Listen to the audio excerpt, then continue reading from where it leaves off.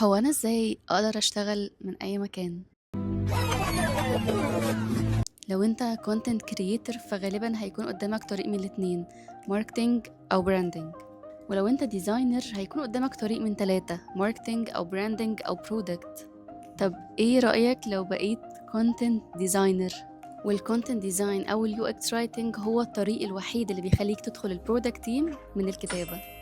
يعني باختصار شديد إنك تكون مسؤول عن كتابة المحتوى اللي بيكون موجود على الموبايل ابلكيشن أو الويب سايت زي كده أو كده أو كده، وتشتغل في شركات خاصة بالبرودكت زي طلبات أوبر بريدفاست فوري تيلدا، أو إن يجيلك فريلانس بروجكتس من دول خليجية أو دول أجنبية فتقدر تشتغل وقتها من أي مكان أنت عايزه. عشان تكون كونتنت ديزاينر أو يو اكس رايتر مش هتحتاج غير ورقة وقلم وتتعلم فيجما كويس جدا وتفهم أكتر عن البرودكت واليو اكس. ده بالظبط اللي بنعمله في تجربة، إننا بنبدأ معاك من الصفر ولحد ما تعمل البورتفوليو بتاعك. لو عايز تعرف تفاصيل أكتر عن إزاي تبدأ في اليو اكس رايتنج أو الكونتنت ديزاين سيب لنا كلمة ديتيلز أو تفاصيل في الكومنتس وإحنا هنرد عليك.